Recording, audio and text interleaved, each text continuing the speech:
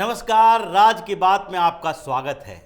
केंद्रीय गृह मंत्री अमित शाह का 2 दिन का दौरा, 2 राज्यों का दौरा और दोनों ही राज्य की बड़ी क्षेत्रीय पार्टियों में बगावत शुरू हो गई है। ये बगावत ऐसी है कि 2 बड़ी पार्टियां जो विपक्ष में बैठी हुई है, जो 2024 में प्रधानमंत्री नरेंद्र मोदी को चुनौती देने की तैयारी कर रही थी, दोनों ही पार्टियां खत्म होने के कगार पर है। एक पार्टी पश्चिम बंगाल की है तो दूसरी पार्टी महाराष्ट्र की है, और दोनों ही जो स्टेट हैं वो लोकसभा चुनाव को लेकर बड़े महत्वपूर्ण माने जा सकते हैं, क्योंकि अगर महाराष्ट्र की बात करें तो वहां लोकसभा की 48 सीटें हैं और पश्चिम बंगाल में लोकसभा की 42 सीटें हैं। यानी कि दोनों राज्य मिला के लोकसभा की 90 सीटें हैं, जिसके ऊपर नजर प्रधानमंत्री नरेंद्र मोदी की भी है और अमित शाह अपनी स्ट्रेटजी बनाने में लगे हैं। पिछले दिनों अमित शाह ने 2 दिन का पश्चिम बंगाल का दौरा किया और उस दौरे में उन्होंने ऐसी ऐसी बातें कही जिसके कारण पश्चिम बंगाल में टीएमसी के अंदर बगावत शुरू हो गया। टीएमसी में हड़कंप मच गया, क्योंकि उन्होंने कह दिया कि 2025 का इंतजार नहीं करना होगा, उससे पहले ही ममता बनर्जी की सरकार गिर जाएगी और भारतीय जनता पार्टी की सरकार बनेगी। साथ ही लोकसभा चुनाव में 35 सीटें पश्चिम बंगाल की भारतीय जनता पार्टी जीतेगी और उसके बाद पश्चिम बंगाल में बड़ा खेल होगा, जिसके बाद स्थिति यह होगी कि रामनवमी के जो निकलते हैं जुलूस यात्रा निकलते हैं, शोभा यात्रा निकलते हैं, उसमें जो पत्थर मारने वाले लोग हैं वो घरों में दुबके हुए निकलेंगे, सबको उल्टा लटका दिया जाएगा। ये ऐसी हुंकार थी जिसके कारण टीएमसी के अंदर ये चर्चा होने लगी कि क्या अब ममता बनर्जी की स्थिति वैसी है जैसे पहले थी, क्योंकि पिछले दिनों जो सागर दिघी में चुनाव हुआ और उस उपचुनाव में कांग्रेस की जीत हुई, जहां पर 60% के करीब मुस्लिम जनसंख्या है, उस जगह पर कांग्रेस की जीत इस बात के लिए भी सवाल खड़े कर रहे थे कि पश्चिम बंगाल में जो मुसलमान हैं वो कांग्रेस की तरफ जा रहे हैं, ममता बनर्जी से उनका मन ऊब रहा है। उन्होंने अल्पसंख्यक विभाग के मंत्री को भी बाहर का रास्ता दिखा दिया। ममता बनर्जी ज्यादा ही तुष्टीकरण में जुट गई और रामनवमी के समय जो हिंसा हुई थी उस हिंसा में मुसलमानों की भर भर कर सराहना करने लगी। लेकिन इस बीच टीएमसी के अंदर बगावत के बू आने लगे हैं और अचानक से मुकुल राय गायब हो गए। उनके बेटे ने दर्ज किया एफआईआर कि मेरे पापा गायब हैं, लेकिन एक दिन के बाद ही मुकुल राय अपने कुछ सहयोगियों के साथ दिल्ली में प्रकट हुए और उसके कारण ममता बनर्जी की परेशानी और भी बढ़ गई। ममता बनर्जी ने दिल्ली में अपने नेताओं से फोन पर बात की कि मुकुल दा को देखो कि वो क्या खेल करने वाले हैं, क्योंकि मुकुल राय कोई छोटे मोटे नेता नहीं है। पिछली बार भी वो भारतीय जनता पार्टी में गए थे, लेकिन चुनाव के बाद वो फिर से टीएमसी में वापस चले गए। लेकिन ये टीएमसी में वापस जाने के साथ उन्होंने ऐसे कुछ खेल किया है जिसके बाद अमित शाह से मुलाकात और फिर टीएमसी में एक भगदड़ की स्थिति मच गई है, जिसमें 30 से 40 विधायक जो टीएमसी के हैं वो पार्टी छोड़ने की तैयारी में हैं और ये पार्टी छोड़कर हो सकता है कि भारतीय जनता पार्टी में न जाए। जिस तरीके से ममता बनर्जी ने कांग्रेस से अलग होकर टीएमसी बनाई थी, उसी तरीके की बगावत की तैयारी इस बार टीएमसी के अंदर चल रही है और टीएमसी में एक बड़ा विस्फोट होगा, उसमें एक विभाजन होगा और एक अलग पार्टी बन सकती है जो भारतीय जनता पार्टी की सहयोगी पार्टी बनेगी। चुनाव में गठबंधन होगा और दूसरी तरफ टीएमसी, कम्युनिस्ट पार्टी और कांग्रेस पार्टी, ये तीनों की तीनों पार्टियां जो विपक्ष में रहकर अलग अलग तरीके से भारतीय जनता पार्टी को चुनौती देने की कोशिश कर रही है, वो चुनौती खत्म होगी और 35 सीटों का लोकसभा में जो भाजपा का टारगेट है वो पूरा होना मुश्किल नहीं रहेगा, क्योंकि पिछले चुनाव में 18 सीटों पर भारतीय जनता पार्टी की जीत हुई थी। और इसी तरीके की एक बयार बहने लगी है महाराष्ट्र की राजनीति में, क्योंकि 2 दिन के बंगाल दौरे के समय उन्होंने दूसरे दिन मुंबई की यात्रा की। मुंबई मुंबई में जाकर उन्होंने एकनाथ शिंदे और देवेंद्र फडणवीस के साथ मुलाकात की, लेकिन इस मुलाकात के साथ एक और नेता के साथ उनकी बातचीत हुई या मुलाकात हुई, इसका क्लियरिटी के साथ बाहर में कोई जानकारी नहीं है। लेकिन यह तो पता है कि बातचीत जरूर हुई है, मुलाकात हो या ना हो लेकिन बातचीत हुई है, और वो नेता हैं शरद पवार के भतीजे अजीत पवार। अजीत पवार एक अलग प्लानिंग में लगे हुए हैं। 2019 के बाद ही वो इस तरीके की स्थिति की सोच रख रहे थे कि कैसे शरद पवार को एक ऐसा बड़ा झटका दें जिसके कारण ये उभर कर फिर से सामने न आ पाए, और इसलिए उनकी प्लानिंग को अंतिम रूप देने का समय भी आ गया। शरद पवार ने इस बीच जिस बौखलाहट के साथ अजीत पवार के खिलाफ बातें करी है और जो एनसीपी के अंदर बगावत चल रहा है, उसमें अब यह मानकर चलना चाहिए कि एनसीपी की स्थिति वही होने वाली है जो उद्धव ठाकरे की शिवसेना को हुई, क्योंकि इस बार प्लानिंग पार्टी को सिर्फ तोड़ने की नहीं है बल्कि पार्टी के ऊपर कब्जा करने की है। यह पृष्ठभूमि कैसे बनी है? यह 2019 में जब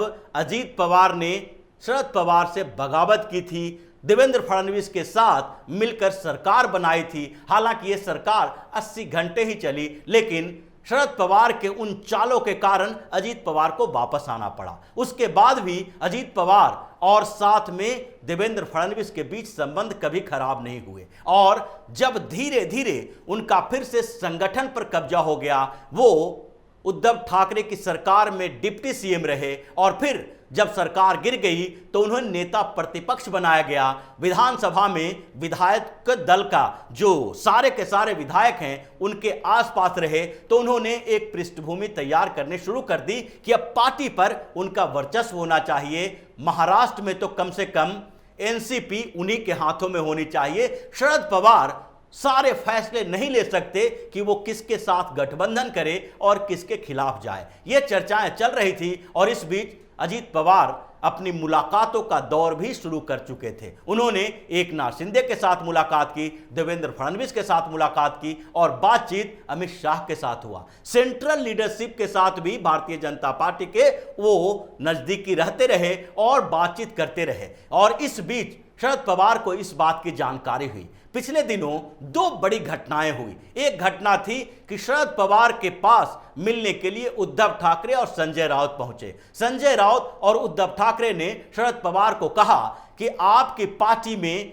कुछ गड़बड़ चल रहा है और कौन इसका सूत्रधार है इसकी जानकारी मुझे है। ये उद्धव ठाकरे और संजय राउत एक तरह से शरद पवार को आईना दिखा रहे थे, क्योंकि जब उद्धव ठाकरे की पार्टी में बगावत हुआ था तो उस समय शरद पवार ने कूद कूद कर ये बातें कही थी कि उद्धव ठाकरे को हमसे बात करनी चाहिए थी, हमें इसकी जानकारी थी, और उद्धव ठाकरे ने हमारी बात नहीं मानी कि अपने विधायकों को पकड़ के रखो। यही आईना उद्धव ठाकरे और संजय राउत दिखाना चाह रहे थे। लेकिन इन दोनों की बातों पर किस तरीके से शरद पवार रिएक्शन करते, क्योंकि वो तो अपने आप को मराठा राजनीति के चाणक्य मानते हैं। इसलिए उन्होंने इन दोनों को कहा कि जो आप लोग बात कर रहे हैं उसकी जानकारी मुझे है, और एनसीपी में अगर कुछ लोग बाहर जाना ही चाहते हैं तो वो जा सकते हैं, इससे हमें कोई तकलीफ नहीं है। लेकिन ये उनके सामने की बात है, और दूसरे पर्दे के पीछे की बात कुछ और है। शरद पवार परेशान रहे, उन्होंने बैठकें की, बातचीत की, अपने जो वफादार नेता हैं उनके साथ भी बातचीत की, लेकिन दूसरी तरफ अजीत पवार भी अपने अभियान पर चलते रहे। इस बीच उन्होंने जो भारतीय जनता पार्टी के कुछ नेताओं के साथ मुलाकात की, बातचीत की, उसके साथ साथ अपने पार्टी के विधायकों के साथ भी बातचीत की, और 2 दिन के अंदर इतना बड़ा विस्फोटक की स्थिति हुई कि शरद पवार भी परेशान हो गए हैं। शरद पवार ने इस बीच भारतीय जनता पार्टी के आंतरिक जानकारी लेने के लिए एक और बड़ा कदम उठाया। उन्होंने अपने पुराने सहयोगी अनिल देशमुख के साथ मिलकर वो गए मुलाकात करने के लिए नितिन गडकरी के घर। नितिन गडकरी ऐसे प्रधानमंत्री नरेंद्र मोदी या गृह मंत्री अमित शाह के साथ नहीं हैं, वो उनके साथ स्ट्रेटेजिकल संबंधों में नहीं रहते हैं। वो वरिष्ठ नेता हैं, वो सरकार में मंत्री हैं, काम करते हैं, लेकिन इस बीच नितिन गडकरी को कोई भी बड़ा संगठन में पद नहीं दिया गया, न ही उन्हें किसी राज्य का प्रभारी बनाया जाता है, न ही चुनाव में स्टार प्रचारक के तौर पर पेश किया जाता है, क्योंकि वो मोदी और शाह के गुड बुक में शामिल नहीं है। लेकिन भारतीय जनता पार्टी के वरिष्ठ नेता हैं, पूर्व अध्यक्ष रह चुके हैं, तो उनके भी अपने सोर्सेस हैं और शरद पवार के साथ या फिर वो महाराष्ट्र के सारे नेताओं के साथ अच्छे संबंध रखना चाहते हैं। इसलिए पिछले दिनों जब उद्धव ठाकरे ने बात हुई थी और उद्धव ठाकरे और भारतीय जनता पार्टी के साथ जो बातचीत 2019 में गठबंधन की चल रही थी, तो उद्धव ठाकरे ने भी कहा था कि नितिन गडकरी को नेगोशिएशन के लिए सामने लाना चाहिए, क्योंकि उन्हें भरोसा था कि नितिन गडकरी आएंगे और वो मान लेंगे कि उद्धव ठाकरे को सीएम बना दीजिए, आप सेकंड पार्टी यानी कि छोटे भाई की भूमिका में भारतीय जनता पार्टी रहने के लिए तैयार हो जाती। यानी कि नितिन गडकरी का संबंध सबके साथ अच्छा है और इसलिए शरद पवार अनिल देशमुख के साथ उनके घर पहुंचे, उनसे मुलाकात की और यह टटोलने की कोशिश की कि भारतीय जनता पार्टी के अंदर एनसीपी को लेकर क्या बातें चल रही है। लेकिन नितिन गडकरी को भी खुद पता नहीं है कि भारतीय जनता पार्टी के अंदर एनसीपी को लेकर क्या चल रहा है, क्योंकि अमित शाह का अचानक मुंबई दौरा हुआ था, अमित शाह की बातचीत भी अचानक हुई थी और ये स्ट्रेटजी ऐसी है जो भारतीय जनता पार्टी में 2 से 3 नेताओं को ही जानकारी होती है, प्रधानमंत्री नरेंद्र मोदी, अमित शाह और बहुत कुछ चीजें हैं जो जेपी नड्डा को होती है, लेकिन और किसी को इन स्ट्रेटजी के बारे में जानकारी नहीं होती है। चाहे सरकार के बड़े फैसले भी हों, 1-2 लोग ही की ही जानकारी होती है, जैसे कि जम्मू कश्मीर के ऊपर 370 के ऊपर जो फैसला लिया गया था, इसके बारे में भी सब लोग जानते हैं कि कितने लोगों को इसकी जानकारी थी। इसके साथ ही नोटबंदी के फैसले पर भी बार बार यह सवाल उठता है कि इसके बारे में मोदी कैबिनेट के मंत्रियों को भी जानकारी नहीं थी। उसी तरीके से संगठन के कामों में भी यह पता चलता है कि मोदी और शाह के अलावा किसी को कानो कान खबर भी नहीं होती है और बड़े बड़े रणनीतिक परिवर्तन हो जाते हैं। वही स्थिति महाराष्ट्र में हुई। शरद पवार बौखलाए हुए हैं और इधर उधर जाकर ये बात भी कर रहे हैं कि भाजपा और एनसीपी के अजीत पवार के साथ चल क्या रहा है, लेकिन दूसरी तरफ मीडिया के सामने आकर ये बोलते हैं कि नहीं, कुछ नहीं है, अजीत पवार हमारे साथ हैं, हमारे सारे नेता एक साथ हैं, हम एमवीए में ही रहेंगे। लेकिन अचानक से एक और बड़ी घटना हुई। अजीत पवार ने अपने विधायकों के साथ यानी समर्थक विधायकों के साथ विधान भवन में मुलाकात की और शाम की यह मुलाकात एक और हलचल पैदा कर दिया। अजीत पवार के लगभग जो 35 से 40 वफादार विधायक हैं एनसीपी के, वो सब एक एक करके आके मुलाकात किए। अजीत पवार ये बात नहीं कर रहे कि ये मुलाकात क्यों हुई है, लेकिन ऐसी परिस्थितियों में वो सिर्फ ये कह रहे हैं कि वो लोग आकर हमसे मुलाकात किए और पार्टी के स्ट्रेटजी के बारे में कि आगे हम क्या करेंगे उसके बारे में जानकारी दी। लेकिन अजीत पवार के खेमे में भी बड़े बड़े नेता अभी शामिल हैं। अजीत पवार के साथ अभी प्रफुल्ल पटेल भी हैं, क्योंकि पिछले दिनों प्रफुल्ल पटेल भी विदर्भ में देवेंद्र फडणवीस के साथ मुलाकात कर चुके थे और उन दोनों की मुलाकातों के भी एक बड़े मायने थे। उनके साथ धनंजय मुंडे भी हैं और साथ में तटकरे भी हैं, छगन भुजबल भी हैं, यानी कि एनसीपी के बड़े बड़े नेता अभी अजीत पवार के साथ खड़े नजर आ रहे हैं। शरद पवार के साथ केवल अभी जयंत पाटिल हैं जो प्रदेश एनसीपी के अध्यक्ष हैं। अब ये इतनी बड़ी बात हो गई, रातों रात जो मुलाकात अजीत पवार की हुई तो सुबह में एक दूसरी बैठक होनी ही थी और इसलिए आज सवेरे सवेरे एक और बैठक हुई और वो बैठक थी वीडियो कॉन्फ्रेंस के थ्रू। इन बैठक में भाग लेने वाले थे शरद पवार ने और दूसरी तरफ सुप्रिया सुले भी उनके साथ बैठी हुई थी। तीसरे नेता जो इस बैठक में शामिल हुए वो थे उद्धव ठाकरे और चौथे नेता थे संजय राउत। कुछ और एनसीपी के इक्के दुक्के नेताओं को जोड़ा गया जिसमें जयंत पाटिल भी थे, लेकिन इस बैठक में अजीत पवार शामिल नहीं हुए। अजीत पवार से बातचीत नहीं की गई कि क्या हो रहा है क्या नहीं हो रहा है। उद्धव ठाकरे के साथ या कांग्रेस के नेता के साथ और शरद पवार ये अपनी बेटी सुप्रिया सुले के साथ बैठकर इन लोगों से बात कर रहे हैं। भतीजे अजीत पवार के साथ बात नहीं कर रहे हैं क्योंकि उन्हें लग रहा है कि स्थितियां अब गड़बड़ हो गई है और दूसरी तरफ अजीत पवार भी पहले वाली रणनीति पर नहीं है, मीडिया में जो चर्चा है उस रणनीति पर भी नहीं है कि अजीत पवार इस बार अपने विधायकों के साथ भारतीय जनता पार्टी में शामिल हो जाएंगे। वो भाजपा में शामिल नहीं होंगे। इस बार ना वो पार्टी तोड़ेंगे, बल्कि उनकी स्ट्रेटजी उसी तरीके से है जिस तरीके से एकनाथ शिंदे ने पूरी की पूरी पार्टी पर कब्जा किया, उद्धव ठाकरे को पार्टी से बाहर का रास्ता दिखा दिया, उनसे पार्टी भी छीन ली, चिन्ह भी छीन लिया, फंड भी छीन लिया और सारे के सारे पार्टी के कार्यकर्ताओं और नेताओं के साथ मिलकर अपनी शिवसेना खड़ी कर ली। या इसी स्थिति पर, इसी स्ट्रेटजी पर अभी अजीत पवार चल रहे हैं। अजीत पवार ने जो 40 विधायकों, जो 35 से 40 की संख्या बताई जाती है, इन 40 विधायकों के साथ अपनी नजदीकी बढ़ाई है। साथ ही एनसीपी के जो पार्लियामेंट्री बोर्ड है, एनसीपी के जो बड़े बड़े नेता हैं जिसकी बात अभी कर रहे थे, छगन भुजबल भी हैं, तटकरे भी हैं, साथ में उनके जो करीबी रहते थे कभी शरद पवार के प्रफुल्ल पटेल, वो भी हैं। ये बड़े बड़े कद्दावर नेता एनसीपी के हैं जो सब अजीत पवार के साथ खड़े हैं। और इनका इस बार जो स्ट्रेटजी है कि वो स्ट्रेटजी इस स्तर से चलेगी कि हम कोएलिशन के मुद्दे पर, यानी गठबंधन के मुद्दे पर